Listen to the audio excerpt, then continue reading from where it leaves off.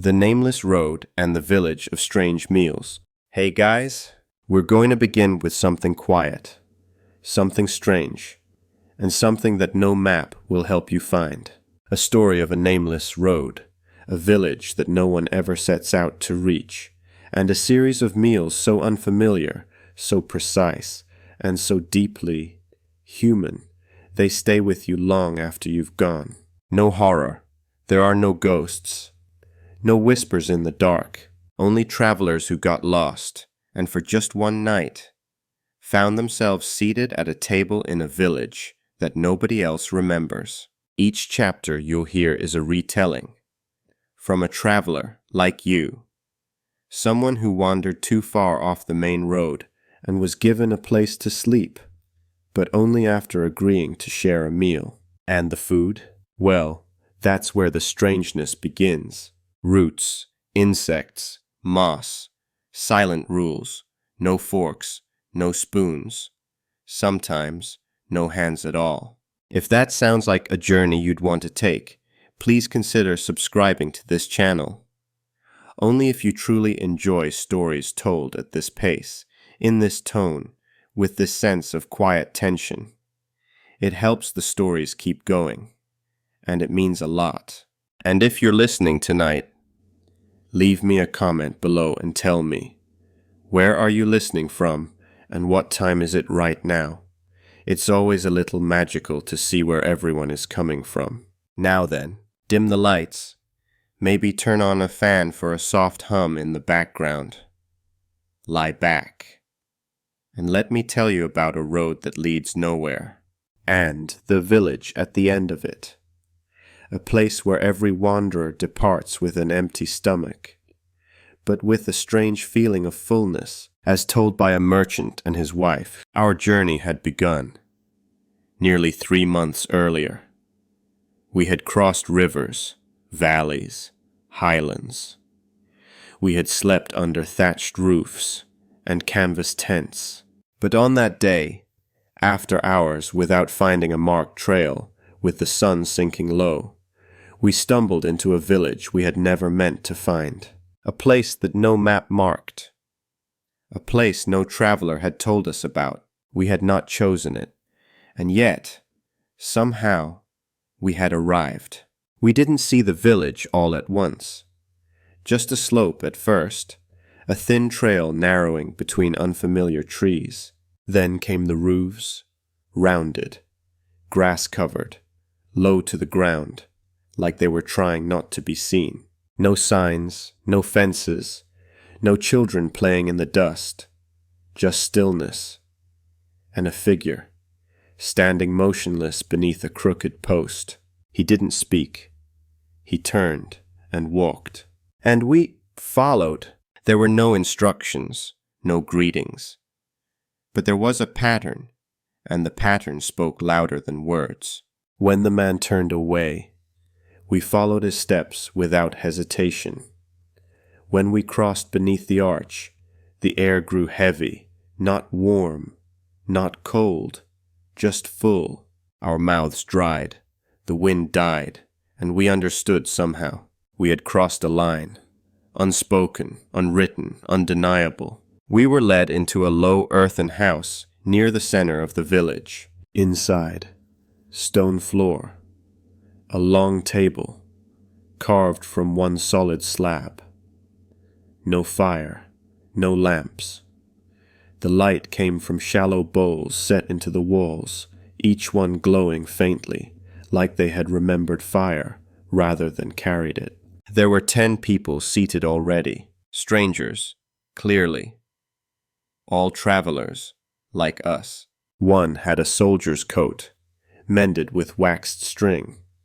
Another wore gloves, even indoors. A woman further down the table had no shoes, only linen-wrapped feet. No one spoke. There were 2 seats left, side by side. In front of each, a wide green leaf, fresh, unblemished, damp at the edges. We sat. That, I now believe, was the first rule. Once you sit, you do not leave until the last course is done. A young boy entered, no older than 10. His face blank, his movements smooth. He carried a tray made of bark. On it, a row of pale creatures, boiled, skinned, coiled. Each one was placed onto the center of a leaf. I thought it was a snake, at first, or something close to it. It had no head, no eyes, no visible mark of what it once was. But it was soft, translucent, still warm. Next came a spoonful of dark, shiny paste, placed beside the creature. Then, a pinch of gray dust, scattered like ash across the plate. No one moved, until the woman across from me, tall, freckled, hands folded tight, leaned forward. She didn't touch the food, didn't breathe on it. She simply pressed her lips to the leaf and took one clean lick of the paste and powder, then sat back. The others copied her, so did we. The taste was bitter, then metallic, then gone. The flesh was soft. It resisted nothing. The dust stung the roof of my mouth. And all around us, silence. The second course was insects. Each plate held a cluster of black-legged beetles. No shells, no wings, arranged in a circle. A ring of crushed white root was dusted over them. You didn't pick them up. You leaned forward. You took them whole. They cracked, faintly. The root dust stung the tongue, then numbed it. The third course was the broth, thick and green, poured directly onto the leaf. A round, pale seed floated in the center. My wife hesitated, but the man beside her, hands folded neatly on his knees, leaned forward and sipped slowly from the edge of the leaf, without blinking. We followed. It was hot, sour. It tasted like a river that had not moved in weeks. Between each course, no sound, no clinking, no chewing, no sighs. Even the servers said nothing. They moved with such softness, it felt as though they were gliding. The final course was served in silence. A single cube of jelly, colorless, translucent, quivering. Inside it, a dark thread, curled like a tiny spine. When we bent forward, the jelly collapsed in a rush of warmth. The thread burst across the tongue like smoke. Then it faded. And that was the end. No bell, no announcement. But one by one the guests stood. Each was guided out by a different person, silent, expressionless. We were last. Our guide was an older woman, with no eyebrows. She held out her hand, palm up, and waited, then turned and led us to a round hut at the village's edge. Inside, a mat, 2 folded blankets, a bowl of water, nothing more. She didn't enter. That night, we did not sleep. We lay facing the far wall, because that too was a rule. Do not face the doorway while you sleep. Do not speak. Not after the meal. Not until you have left. At some point in the night, I thought I heard breathing beside the wall. But when I opened my eyes, only stillness. The lamp had long gone cold. At dawn, the cloth door was lifted. Outside, a boy, not the same as before, waited. One hand raised. He pointed to a path we hadn't seen, a narrow, straight trail, leading into the thinning trees. We stood, gathered nothing, took no water, and we followed, because that is the final rule. When the path appears, you go. You do not ask. You do not look back. You do not speak until the village is gone from sight. We did not speak again until the sun had cleared the tree line. And when we did, we asked each other the same thing. Did that really happen? Neither of us had an answer. But even now, years later, my wife still avoids green leaves on her plate. and I still wake, sometimes in the night, thinking I hear that breathing again. And that was only the first story. Now then, let me tell you another journey. This one begins with a young monk who stepped off the path for just a moment and never found his way back the same again. I had been walking alone for 4 days. The monastery was behind me. A pilgrimage lay ahead. Or so I thought. I carried little, a worn satchel, a book of dried fruit, and 1 flat loaf of bread. The forest path was long, but familiar, until it wasn't. I missed the fork. I had stopped to kneel beside a stream, just long enough to feel the water on my hands. When I stood, the trail was gone. Or maybe I had never known it well enough to say. I walked east, I think. The sun was low. My feet were blistered. And then, a clearing. Not wide, not open, just sudden. And at the far edge, a roof, round, covered in grass. 1 small curl of smoke, rising from the top, like a held breath. I didn't approach right away, but I was tired, so tired. When I stepped closer, the trees began not disappear, no, but soften, as if the forest no longer wanted me back. I followed the path, or what passed for a path, into the village. No names, no welcome, no gates, just arrival. The people I passed did not meet my eyes, not in fear, not in rudeness, more like they had already seen me before. A woman walked by, carrying a bundle of long roots. She didn't look up. A boy dragged a branch across the earth, carving a spiral. No one spoke. Eventually, someone stood waiting. A tall man with no shoes, and a face as calm as stone. He nodded once, then turned and began to walk, and I followed. He led me to a small room, dark walls, a floor made of packed earth, a single bowl of water waiting at the center. I drank, I washed, and I waited. The door opened again. This time, it was an old woman, her hair tied with red string. She pointed. I followed her to a long house. Inside, a table, low to the ground. 10 people already seated, none of them speaking, none of them familiar. Each one had in front of them a leaf, wide, fresh, still damp. The old woman gestured. I sat. A boy entered, carrying a tray made of dark bark. On it, 6 pale worms, curled like commas, glistening with oil. They were placed onto the leaf before me, beside a paste the color of bruised fruit. No utensils. The woman across from me leaned forward and licked the leaf in a single motion. No chewing, no swallowing sound.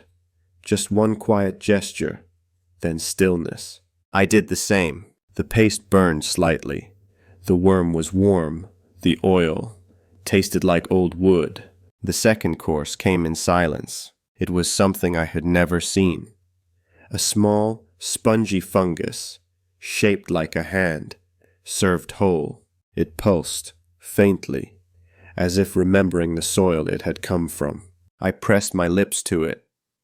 A bitter wetness bloomed across my tongue. The third course, a thick jelly, poured into the center of the leaf. Floating in it, a dried beetle, perfectly preserved, wings curled tight. I hesitated, but the man beside me had already begun. No hesitation, no blinking. So I bent forward and drank. The jelly was sharp, almost mint-like. The beetle shattered between my teeth like dry bark. After that, I felt still, not full, not hungry, just still. We did not speak, no one did. The meal ended, not with a bell, but with the simple act of standing. One by one, we were guided out. My guide was a boy, his cheeks painted white. He led me to a narrow hut, Inside, nothing but a straw mat and a folded cloth, no pillow, no words. I did not sleep, not because of fear, but because of silence, the kind that listens back. I faced the wall because I understood. That was the rule. In the early morning, the cloth door lifted, and a different guide stood waiting. She pointed, not with her hand, but with her eyes, toward a path I hadn't seen before. I walked, I didn't look back, and I didn't speak again until the trees opened wide and the wind returned. When I did finally speak, when I returned to my monastery, days later, I told no one what I had eaten, only that I had eaten, and even now, sometimes when I kneel in prayer, I can still taste the jelly and feel the stillness watching me from just behind my thoughts. And so, a monk, silent and carrying with him strange flavors he never named again. This one doesn't begin with footsteps, but with a letter never sent, written by a teacher who planned to stay on the road. It but ended up staying for dinner. I was never meant to stop. Just a short rest. That was all I needed. 1 hour at the edge of the woods. I had a map. I had a schedule. I had classes waiting 2 towns over. But the road kept splitting, narrowing, fading into paths that were never drawn. I don't know when I first saw the rooftops, or if I even saw them at all. The trees simply ended, and I was there. No signs, no welcome, only a woman, kneeling beside a garden of long, gray roots. She looked at me once, then turned her gaze back to the soil. That's when I felt it. Not fear exactly, but quiet, a kind that presses against the ribs, a stillness too complete to be empty. And still, I walked in. She didn't speak. No one did. I passed 3 others, a man carrying a bundle of reeds, a girl walking barefoot with a bowl of moss, and a hunched figure sweeping ash from a stone doorstep. None of them looked up. The village seemed half asleep. Or maybe it was I who was drifting. The path curved inward, as if the village was folding around me. At the center, a long, low structure with no door. Just a dark opening, and a scent. Not unpleasant, but ancient. Wood, clay, and something cooked. I stepped inside. 10 people were already seated, all travelers, all silent. Their clothes didn't match. A woman wore a silk scarf stained with ink. A man had travel leathers worn thin at the elbows. A child sat beside a hunter's sack, eyes closed. Each person still, and before each of them, a single fresh green leaf. Someone touched my arm, a young boy. His face was blank, but not cruel. He guided me, wordless, to an open spot at the table. I sat. No one explained the rules, but they were clear. Once seated, you do not leave. You do not speak. You do not refuse the food. The first course came. A small bowl of clear liquid was placed on the leaf. Floating in it, a flower, delicate, pale blue, its center still pulsing, as if it had been plucked seconds ago. The woman across from me bent forward. She did not sip. She breathed it in, slow and deep, then sat back. So I did the same. The scent was sharp, like mint, but deeper. It reached behind my eyes. Then came the second course, a mound of black seeds dusted with crushed bark, no tools. We leaned forward, took them with our tongues. The taste was dry, then bitter, then nothing. But my mouth stayed dry for minutes afterward. The third course was served by a man this time. His hands were wrapped in cloth. He placed a single slice of something onto the leaf. It looked like fruit, but when I leaned close, it let off no scent. When I pressed my lips to it, it broke apart. Inside, salt, so much salt it burned.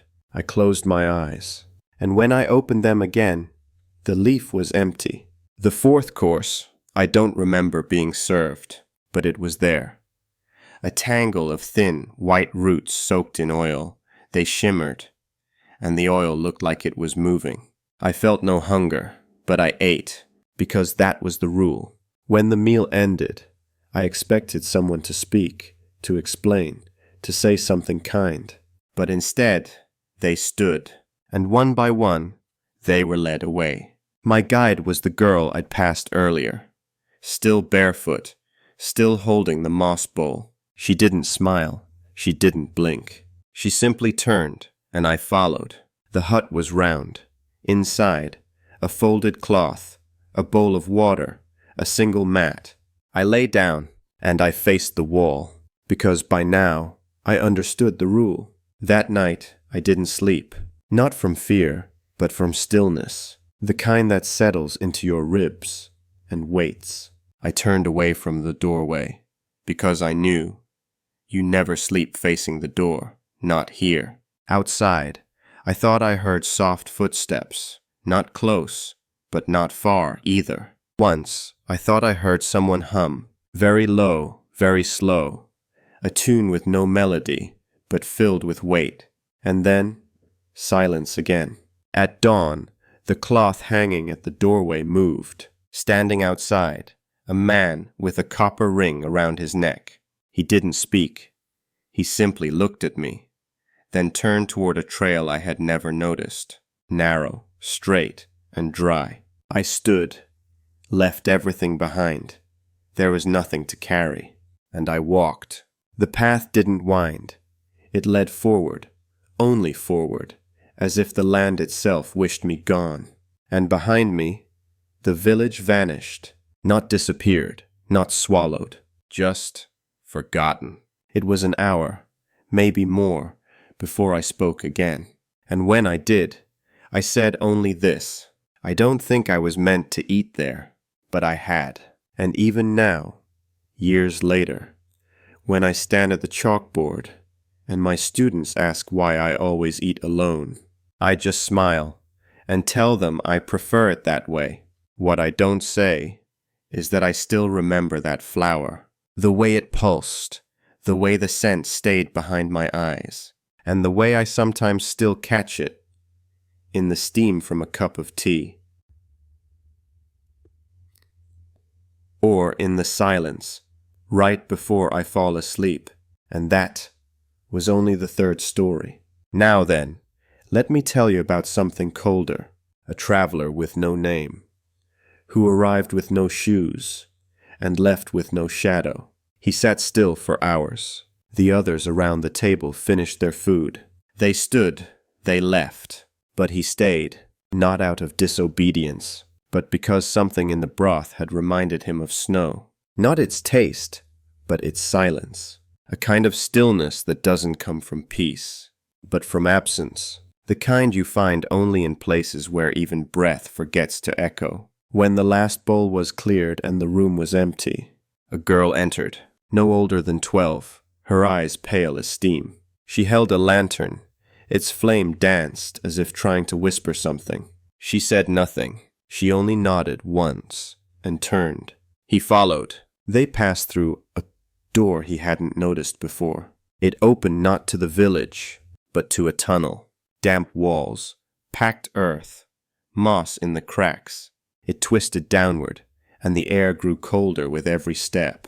His breath turned white, and then they entered a room, circular, carved by hand. In the center, a low stone bowl filled with glowing coals, and seated around it were 6 villagers, all silent, all old, older than age almost. One of them extended a hand, not in welcome, but in offering. On her palm, a single object, a sliver of glass, long, clear, sharp at one end. He stared at it. Something deep inside him told him to kneel, so he did. And then he was handed the shard. He did not ask why. He only accepted it. Another villager raised a wooden bowl. Inside it, a dark ink. He dipped the glass shard in it and motioned to the traveler's forearm. It was not a threat. It was an invitation. He pressed the shard to his skin, drew a single line, thin, shallow. Ink and blood mixed along the edge, and the room began to hum, not loudly, not in sound, but in memory. The coals in the center flared once, then faded, and the villagers nodded, as if something had been completed. The girl took the shard from his hand, wrapped it in cloth, and the old man beside her spoke. The only words he would hear that night. "You may go." He stood, slowly, and followed the girl back up the tunnel. When they emerged again, the sky had changed. It was no longer night, nor was it day, just gray, heavy, unmoving. His hut waited. Inside, the same mat, the same bowl, but this time, a slip of bark lay beside it. One word, carved into its surface. North. He did not sleep. At dawn, the cloth was lifted. A man waited, face painted with 3 vertical lines.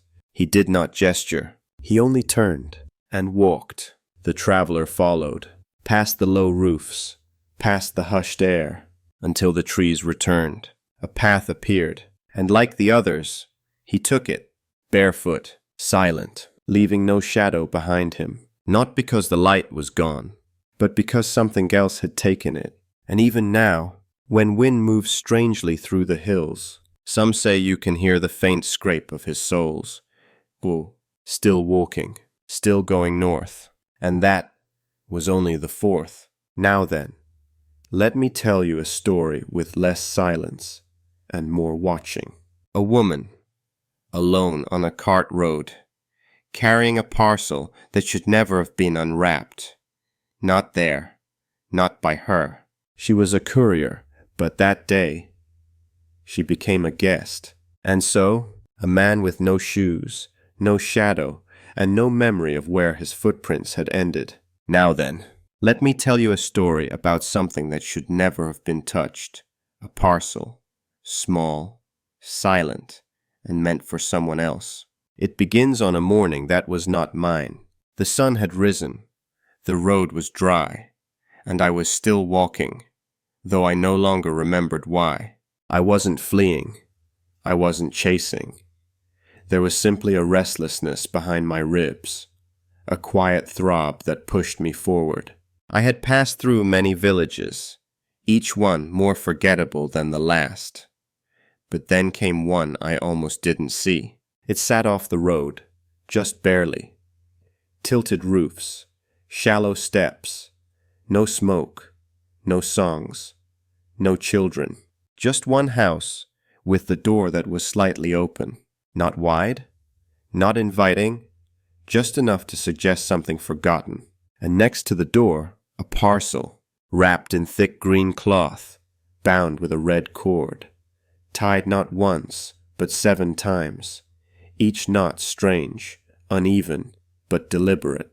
No name, no note. I should have left it, but instead, I picked it up. It was warm, and heavier than it looked. I knocked gently. No answer. I pushed the door a little wider. The house inside was still. Not abandoned, just paused, like someone had left for water and hadn't returned. A bowl on the table, a pair of shoes near the mat, and a spoon, floating in cold soup. I did not enter. I left the parcel on the table, and I waited. For a long time. The sun shifted, shadows crept in, and still no one returned. When I finally stood to leave, I heard it. A soft knock, behind me, but not at the door. At the back wall, 3 soft knocks, then silence. I turned, nothing. I stepped outside, suddenly cold. The parcel was in my hands again. I swear to you, I had left it behind. But there it was, green and red, silent and warm. So I carried it. I walked away from the house, onto a narrow trail I hadn't noticed before. There were no signs, no instructions, only the parcel, now cool in my hands. I walked for hours. The path grew stranger, the trees too still, the air too flat. I no longer heard birds. Even my own footsteps felt borrowed. Eventually I saw the village. Not ahead, below. I was standing at the edge of a slope, looking down at roofs pressed tight together like sleeping dogs. A woman stood at the bottom of the path. She didn't wave. She didn't smile. She simply turned and began to walk. And I followed. We passed through narrow streets, stone paths lined with bowls of water, doorways covered in cloth, and windows that never looked out. Finally, she stopped in front of a door, low, round, and red. She pointed. I entered. Inside a table, 10 people, silence. And in front of me, a single leaf, unblemished, damp at the edges. I sat. The parcel I placed on the floor beside me. The meal began without sound. The first course, thin strands of root, coiled like script on paper, dusted with white ash, tasting of smoke and citrus. The second, a folded leaf, inside it a soft yellow paste, warm, bitter, and just slightly sweet. The third, a cold broth, with one bright red seed at the bottom. I drank, and I waited. When the final course arrived, a small, clear cube with a black shape suspended inside. No one touched it. Instead, they all turned to me. Their hands remained on their laps, their eyes fixed on the parcel beside me.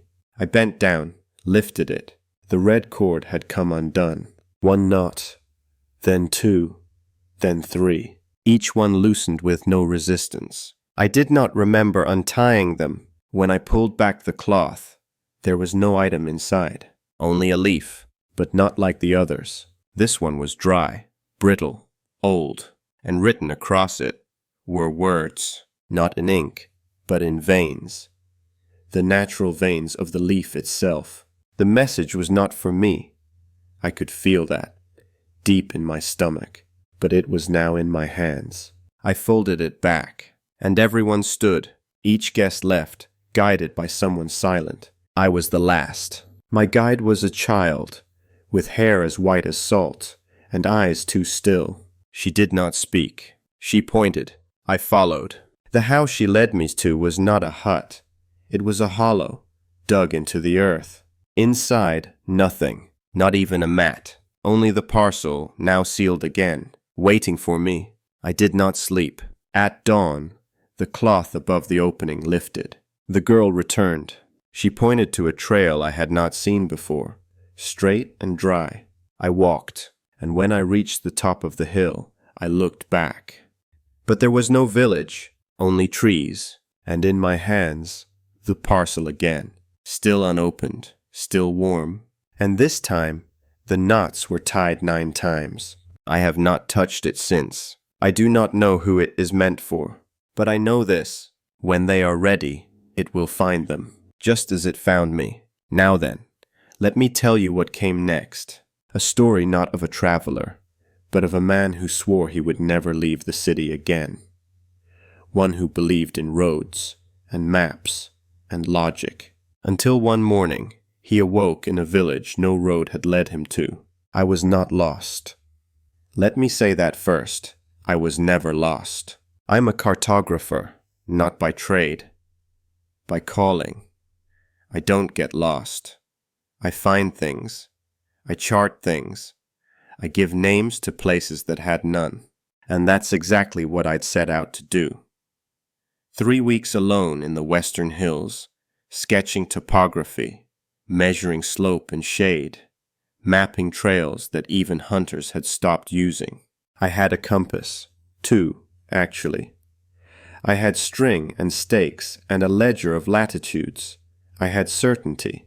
But then, I woke up in a bed I didn't recognize. It wasn't a tent. Wasn't the canvas I'd carried. It was a round room. Earthen walls. A wooden ceiling. Quiet. Soft. And beside me, my ledger, open. But the pages were all blank. My hands were stained with ink, but I hadn't drawn a single thing. I stood, opened the door, and outside, a village. Round houses, flat stone paths, a cool wind that moved without touching anything. I stepped out. No one greeted me, but I saw movement, the quiet kind. A woman brushing dust from a threshold, a child tipping water from a hollow gourd, a man standing still beside a tree, with eyes closed, as if listening to something deep in the ground. No one looked surprised to see me, but no one smiled either. They had the look of people who had already seen me before. Eventually, someone motioned. 2 fingers, a small tilt of the chin. They pointed toward a narrow path. So I walked. It led, as they always do, to a table, low, circular, quiet. 9 others sat already, all travelers, though not one looked like any I had met. One wore the robes of a priest. Another had feathers tied to his sleeves. A third had no eyebrows, and eyes the color of rain. Before each of them, and me, was a broad leaf, still damp, still green, still unmarked. No forks, no plates, just silence. The first dish was brought by a girl, no older than 12. She carried a tray lined with a deep black cloth. On it, pieces of bark, but not bark as I knew it. This bark was curved, smooth, as if it had been boiled into silence. Each piece was folded like a tongue. Inside, something red, pulsing, almost warm. She placed one on my leaf, then another, then one more. And when she left, no one moved. Until the man to my left, the one with rain-colored eyes, leaned forward and let the bark press against his lips. He didn't bite, didn't chew. He simply held it there for 3 long breaths and then swallowed.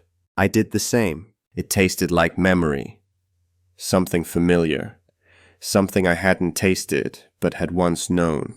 The second dish arrived in silence. A small bowl, carved from something bone-like. Inside, a thick gray paste. Floating on top, a tiny square of paper. I picked it up. It had writing on it. My name, written in my own handwriting. I didn't remember writing it, but it was mine. I pressed the paper to the paste. It dissolved immediately. So I ate. It was warm, sweet, then bitter. Then it vanished. The last course was a cup of water, but not poured. The girl returned and simply set the cup down. We all watched as something rose up from the bottom, a single bubble, a breath. And when it popped, the man across from me stood. That was the end. We were led, as always, to small rooms. Mine had no blankets, only a circle drawn on the floor with ash. I sat inside it, because somehow I knew that was where I was meant to be. I don't remember sleeping, but I remember waking. The door was open. The sky was red, and my map, the one that had been blank, was sitting outside the door. Only now it wasn't blank. It was filled with spirals, with curves, with paths that looped in on themselves and always ended at this village. I took it. I walked. And I never drew another map again, because now I understand. Some roads are never meant to be found, only followed. And so, a man who believed in maps left with a circle he could never chart. Now then, let me tell you about someone else. Not a cartographer, not a monk, not even a traveler. She was simply a guest. A woman who had been invited, by name, by letter, with instructions so precise, she never questioned them, until the food was served, and she realized she wasn't the first one to be invited. Not by a long shot. It started with a letter. No return address, no stamp, just folded parchment, slid beneath my door while I slept. It read, "You are invited. Follow the signs. Bring nothing but hunger. You will be expected." I thought it was a joke, but the ink smelled like clove, and the parchment was warm to the touch, so I packed a small bag anyway. Not much. A coat, a coin purse, an old compass that hadn't pointed north in years. By dawn, I found the first sign, a stone balanced on a stump, flat side carved with a spiral. The same spiral inked faintly in the corner of the invitation. So I walked. One spiral led to another, carved into bark, pressed into mud, laid out in dried berries along the base of a fallen tree. And each one drew me deeper into a forest I did not know. I walked all day, and just before twilight, I reached the village. Not stumbled into it, not surprised by it. I reached it because it had been waiting. The gate, a curve of woven reeds, opened without a sound. And inside, a woman stood as if she'd been standing for hours. She nodded once and turned. No words, just like the letter. She led me down a winding path, past houses that had no windows, past children that watched but did not blink, to a round stone building that smelled like wet wood and smoke. Inside, a table already set, only one seat. In front of it, a leaf, wide, fresh, beaded with dew. I sat. No one else entered, but the food arrived. Not all at once, but slowly, course by course. Each dish brought by a different person, and each one looked a little like me, a little older, a little thinner. One had my mother's nose, another my crooked finger. None of them spoke. The first course was something smooth, brown, cool, served in a hollowed gourd. I dipped a finger in. It clung to my skin like sap, then vanished into it. The second course was hot, flat slices of something red, laid over black moss that hissed when touched. I didn't chew, I swallowed. The third course was silent, a small white cube with a slit in the center. When I pressed my lips to it, it hummed. Only for me. And then the final course, a mirror, polished copper, circular, just large enough to see my full face. No food, just a reflection. I leaned close, and the surface wavered. Not like water, not like heat, but like memory. For a moment, I saw a younger version of myself, then older, then someone else entirely. When I looked up, the table was empty. The building, too. The door was gone. But I wasn't afraid. Not yet. A woman entered. She looked exactly like me, down to the mole beneath my ear. She smiled and handed me the invitation, the same one I'd received before. But now, my name was gone. Only one word remained, host. She stepped back, and I understood. It had never been an invitation to dinner. It was an invitation to stay, and I had accepted. I don't remember walking to the door, or when the door reappeared, but when I stepped outside, I saw someone in the distance, wandering, holding a letter, just like I had, and I smiled, because dinner was ready. And so, another candle goes out, another voice fades, but the village is not done. Not yet. There is still one more bowl to be placed, and one more pair of eyes, to learn the rules far too late. This is the story of a man who stayed, not because he was lost, but because he was found too easily. I was not wandering, not truly. I had left with purpose. A sketchbook in my bag, 3 pieces of raw jasper in my coat, and a chisel worn smooth from a decade of carving. I was searching, not for a road, not even for a village, but for color, texture, pattern. Something that would move the hands again. Something that would silence the noise in my thoughts with the sound of stone breaking clean. The coast behind me. The hill no destination marked. Only the rhythm of feet and the hope of surprise. I passed small settlements. I spoke little, ate alone. But one morning, the fog arrived thick and fast, and the path beneath my boots softened into something else. I followed a slope downward, not steep, but strange. The earth was pale. The trees looked borrowed, as if placed there temporarily, their roots still deciding whether to stay. And at the bottom, silence, so complete. I nearly laughed just to hear something, but I didn't. Because someone was watching, I felt it, not with fear, but like the pause before a question is asked. Then came the figure, standing still, wearing dark cloth, a round pendant hanging from his throat, etched, but not in any script I knew. He didn't wave, did not beckon, he only turned. And yes, I followed, down a curved path, over stones so smooth they felt shaped by hands, into the village. It was not large, not small, not quiet, but hushed, like a conversation had just ended and the air was waiting for the next one to begin. I was led to a room with no lock, a basin of cool water, 2 folded cloths, 1 brush, resting beside a pot of white ash. I washed, not because I was told, but because it felt wrong not to. The meal came soon after. The house was round, low. Inside, the walls were covered in cloth, not woven, but pressed, like paper made from moss. 10 people were already seated, their postures too still to be relaxed. A place was empty, mine. The leaf before me was not green, but silver blue, with small holes along the edge. A boy entered carrying a single bowl. From it, he plucked 3 slices of root, thin, nearly transparent. He laid them flat. Next, a smear of something black and shining. It shimmered faintly, like oil on water. No one touched theirs, until the woman on my right leaned forward. No hands, no tools, just one breath, and then her tongue brushed the root's edge. The others followed. So did I.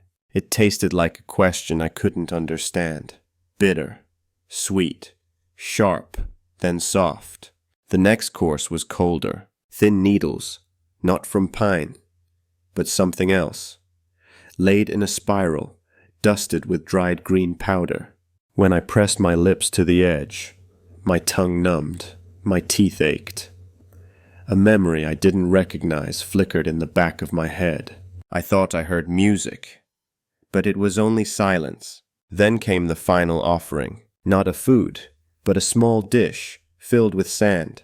No one moved, until one guest, an old man with no shoes, reached down and placed his finger into the center of the dish. He turned it once, then pulled his hand away. The sand held the shape, and we all did the same. The moment I touched it, something inside me settled, as if I had said something out loud that had been trapped in my chest for years. We stood when the door opened. No words, no farewells. I was guided to a place with no bed, only a mat of reeds and a wall that hummed with warmth, even though no fire burned. I lay down, faced the wall, said nothing. In the night, I heard something outside, dragging lightly along the walls. A finger, a branch, a question. I didn't move. When dawn came, the door opened, and a boy stood waiting. No smile, no urgency. He pointed to a new path, a narrow one, lined with soft stones, leading upward into a mist that hadn't been there before. I left, not because I was told, but because I understood. When the path appears, you follow, and you do not speak until the village is far behind you. And even then, only if the words refuse to stay buried. And now, a teacher who ate in silence, a traveler with no shadow, and a village that still hasn't spoken. But the next tale is about someone who tried to follow the rules, and almost did. I was not supposed to be there. I know that now. But at the time, I was just doing my job, measuring distances, sketching terrain, recording anything unfamiliar. That's what apprentices are for, right? My master had gone back down the slope to find a missing instrument, and I, foolishly, kept going. Just a few more paces, just over that ridge. That's when I saw it. a gate with no hinges, a trail that hadn't been on any of our maps, and beyond it, smoke, rising in a single curl into the gray afternoon sky. I knew I should have waited, but something about it pulled at me. Not curiosity exactly, more like recognition, like I had drawn this place before, but couldn't remember when. So I stepped forward, and the trees closed behind me. Not literally. They were still there. But somehow, they didn't feel like they belonged to the same forest anymore. The village appeared slowly. Mud-colored rooftops, stunted houses low to the earth. No signposts, no sound. I passed 3 people. None of them looked at me. They just kept walking, holding things I didn't recognize. A small girl with a bowl of black stones. A man dragging a length of rope in silence. A woman with no shoes, her eyes closed as she walked. I tried to speak, "Excuse me," but my voice came out thinner than I expected. It didn't feel welcome. It didn't echo. It simply fell. Eventually, a figure stood waiting, young, expressionless, holding a bundle of leaves in their hands. They turned and walked, and I, stupid, stubborn, eager, followed. The path led into a squat house. Inside, a table, low to the ground, a faint glow from bowls tucked into the walls. There were already people seated, 5, maybe 6, I didn't count. I was too distracted by what sat in front of them. Leaves, wide and damp, arranged like plates. My guide placed one in front of me and left. No words. I waited for someone to speak, to explain, to give instructions. None came. Then the first course arrived. A small piece of something spongy, blackened at the edges, dripping with clear syrup. No utensils, no signal. Just a man across from me who leaned forward and bit it cleanly from the leaf without blinking. So I did the same. It was sweet, then bitter, then oddly salty. It made my ears ring. After that, a series of strange courses followed, each more confusing than the last. A translucent noodle that dissolved before I could swallow. A pale root shaved into ribbons and soaked in oil. A curled petal that numbed my tongue for several minutes. And still, no words, no instructions. So I asked, just a whisper, "Excuse me, is there a name for this dish?" No one answered. Not right away. But 3 servers paused, and one turned, slowly. Their face still calm, but their eyes, they locked on mine in a way that made my whole chest feel cold. They said nothing, but the next dish that came was only placed in front of me. A single dark seed, resting in a hollowed-out stone. Everyone else was served something else. They didn't look at me, and I didn't dare speak again. I ate the seed. It was sour. Then it burned. Then it was gone. The rest of the meal passed in silence. When it ended, I was not guided to a room. I was taken to the edge of the village and shown the path.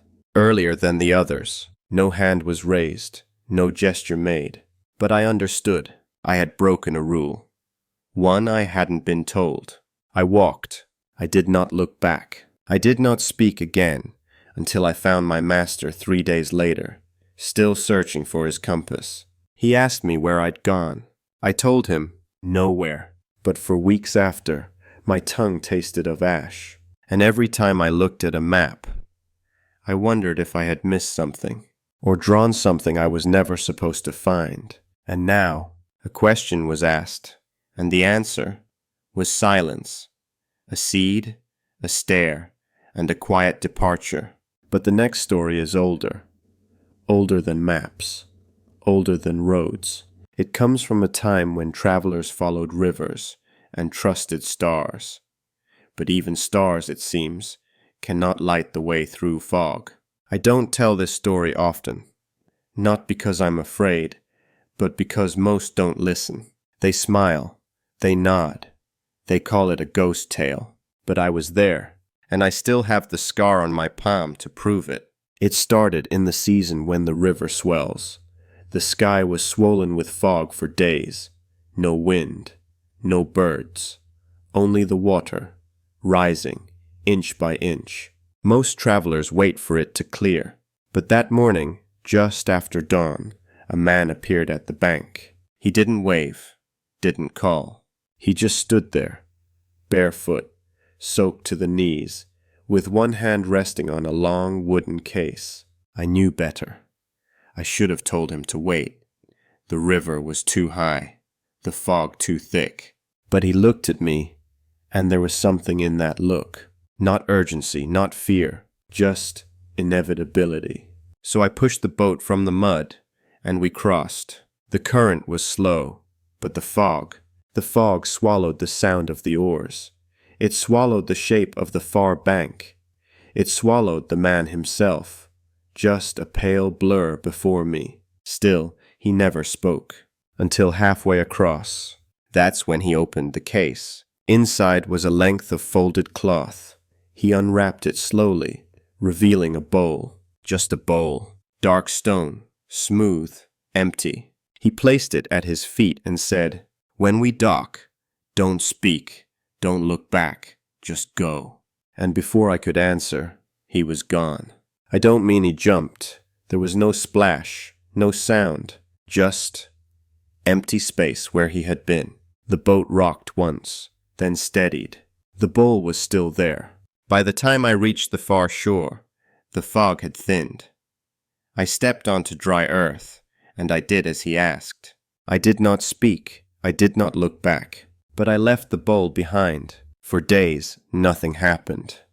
I convinced myself it had been a trick of the mist, or a dream, until another traveler arrived. She asked for a crossing, carried no bags, only a pouch of moss around her neck. As we drifted out, she pointed to the fog ahead and whispered, "This is where he stepped off, isn't it?" I didn't reply, but when we reached the middle of the river, I felt it again. That stillness, that weight.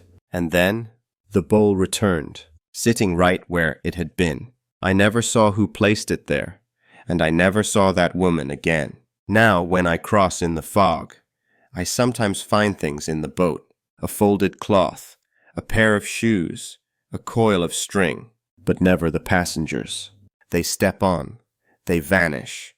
The bowl remains. So I keep rowing, because sometimes it's not about where the river takes you.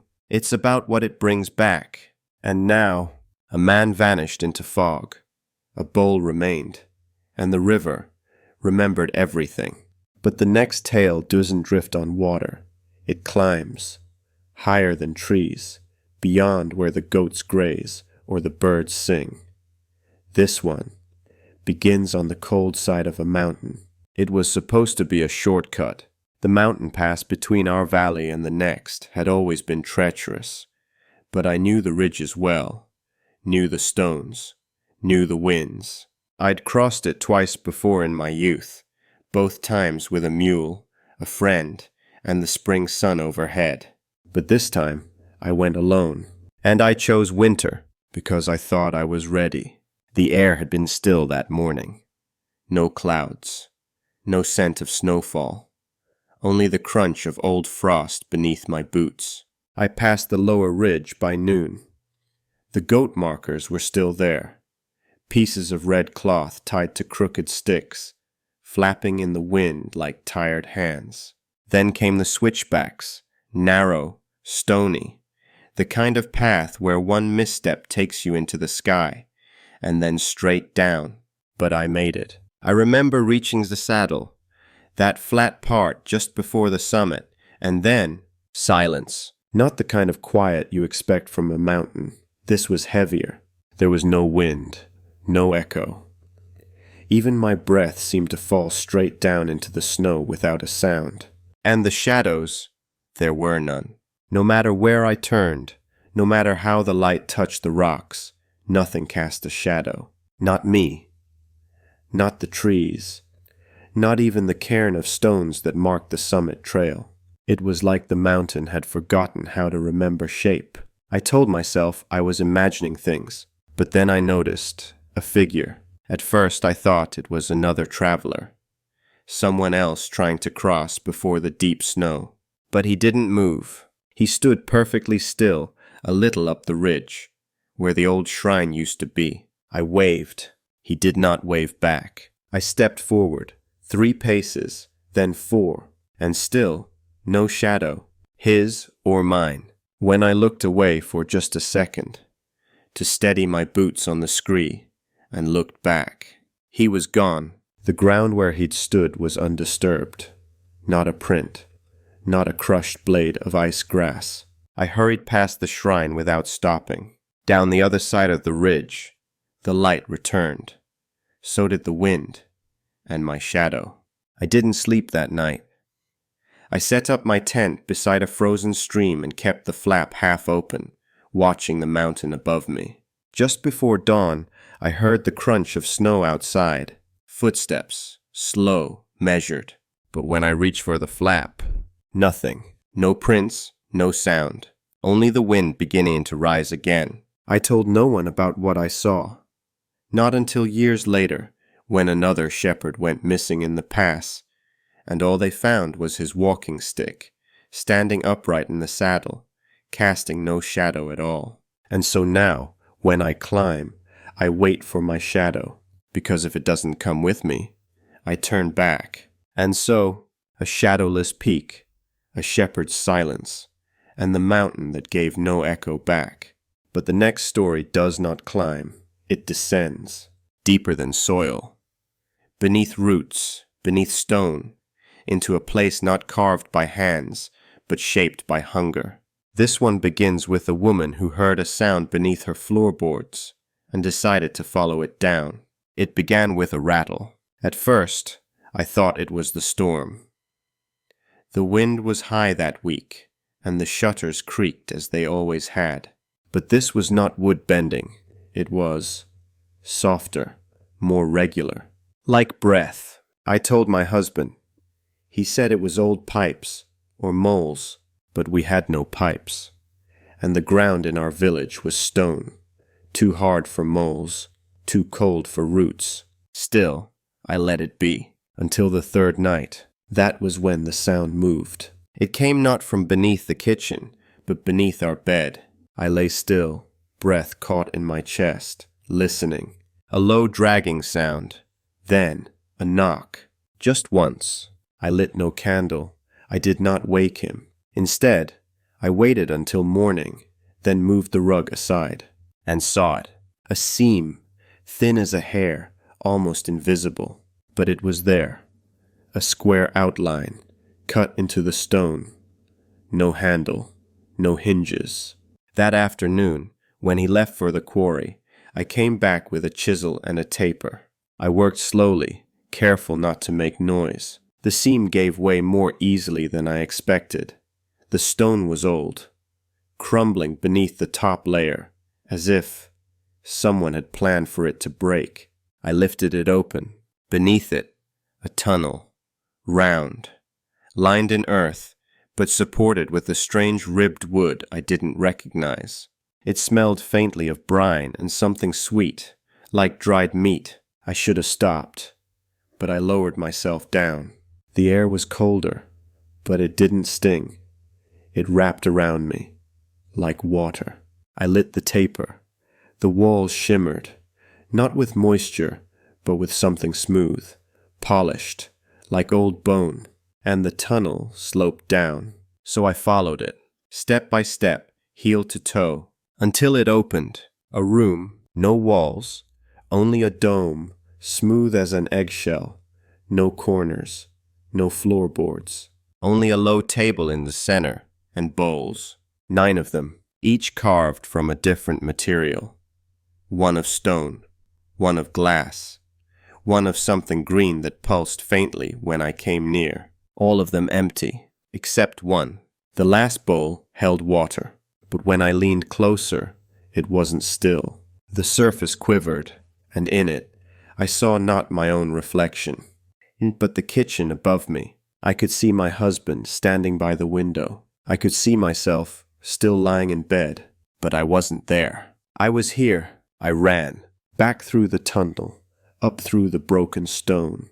When I reached the bedroom, I found it just as the bowl had shown. The bed, full. My body, still. But I was standing, and breathing, and cold. That night, I filled the hole with dirt, covered it with the rug. I never spoke of it, but I've never slept in that bed again. Now I sleep by the hearth, where I can feel the warmth, where I can hear the wind, and every few months I hear the rattle again, but I do not listen, not anymore. And so, a woman, split in two, one body above and one memory below. But the next story, and it's not about staying behind, it's about running ahead, too far, too fast, and with no way back. This one begins with the messenger boy, who was told never to stop for rest, and who stopped anyway. They say he left the northern post just before dusk, carrying a letter sealed in black wax, marked urgent. He was young, too young, maybe 13, maybe younger. I never saw his face, only the bag he left behind, and the place where he left it. It was a stretch of road no one used anymore, overgrown, thin as a goat trail. I only went down it because my mule slipped a shoe, and the quicker road was closed with fallen trees. That's when I found the fire pit, still warm, ash soft and gray, like it had been left only hours ago. Beside it, the bag. Inside, a water flask, nearly full, a flat stone wrapped in cloth, and the letter, untouched. But no boy.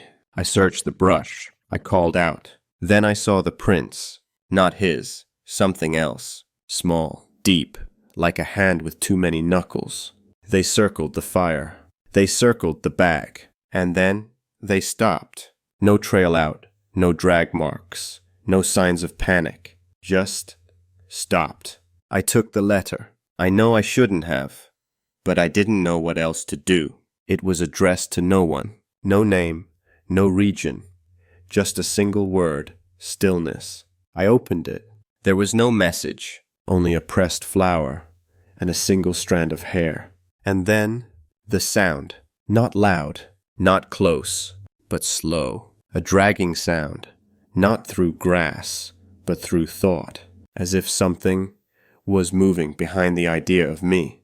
I dropped the letter, ran until my legs gave out. When I returned the next morning, the bag was gone. The fire was cold. The prints were gone too, but in their place, a ring of stone, perfectly round, 12 small pebbles, each one standing upright.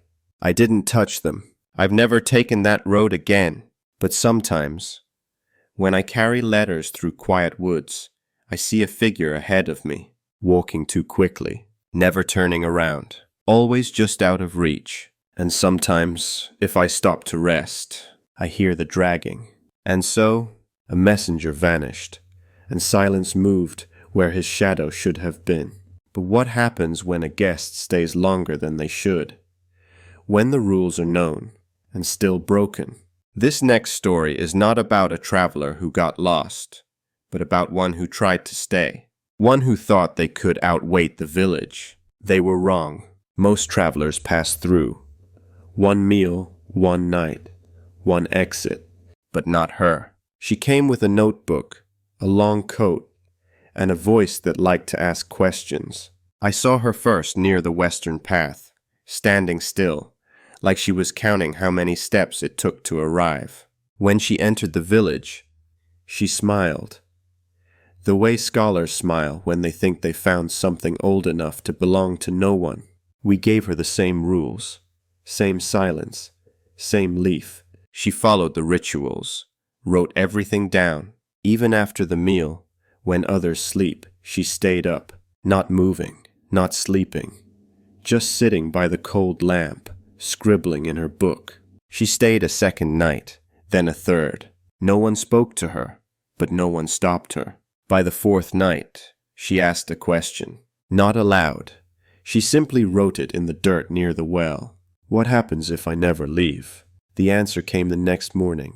Her guide did not arrive. No path opened. The village did not wake. She waited by the same hut. Nothing. At midday, she tried to follow the path she had come by. But the forest had changed. Too many turns, too much green, too much stillness. She returned, sweating, quiet. On the 5th night, she tried to eat alone. Found no food. The kitchen, closed. The lamps, unlit. Still, she stayed. On the 6th night, I saw her walking in circles near the old oven, muttering, repeating the names of cities. None of them opened the trees. On the 7th night, she came to my corner. I am the night watcher. I walk the village when the others rest. She saw me, and for the first time in many years, someone spoke to me. Just one word, please. I said nothing. That was the rule. By the 8th morning, her notebook was gone. She no longer wrote. She no longer stood tall. She sat by the well, staring into the water, as if looking for a face that would forgive her. That night, I passed by her hut. The mat was empty, but her shoes, they were placed carefully at the door, pointing outwards. In the center of the mat, a folded green leaf, untouched, but warm. And just outside the door, the faintest sound of footsteps leaving with no one making them. And so, she stayed too long and was gently erased. Now, we come to something quieter still. A story told without voice, without written word, without even a shared glance. This one is not told by a traveler, not told by anyone really. It is remembered in the shape of a table never moved, in a cup that remains full, in a door that was never opened again. Let me show you. No name is given for the hut. No number marks it, but everyone knows it.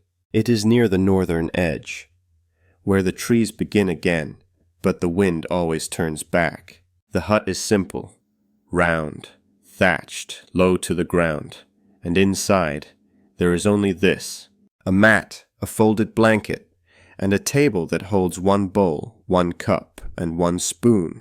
They have not been moved in many years, because the person meant to use them never arrived. Not truly. It happened long ago, before the village remembered itself, before the rules were written. One evening, just before the sun touched the mountain, a shape appeared at the edge of the forest. Not walking, not running, just there. It stood for a long time, watching the village, but not entering. The watchers said nothing. They knew not to call out, so they waited, but the figure did not move. That night, the air changed, softer, cooler, as if waiting too. And so the villagers prepared a place, as is the custom. A hut was swept, a bowl filled, the lamp lit. No one went to greet them. That is not the way. But still, the figure did not come closer. By morning, the light in the hut was gone. By the 2nd night, it was lit again. No one said who did it. No one saw. But the figure? Still watching. 3 nights passed. Then 5. Then 8. Always there, always distant. And the place? Still prepared. Fresh water, warm cloth, a folded blanket, changed daily. After 13 nights, the figure was no longer seen. Some said it had walked away.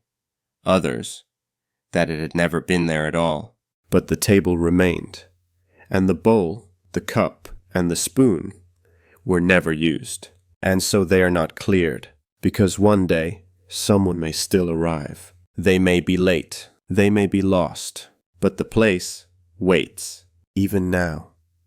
When the moon is quiet and the trees hush their leaves, you can stand at the doorway of that hut. And if you listen closely, you'll hear nothing at all, which, in this village, sometimes means someone is already there.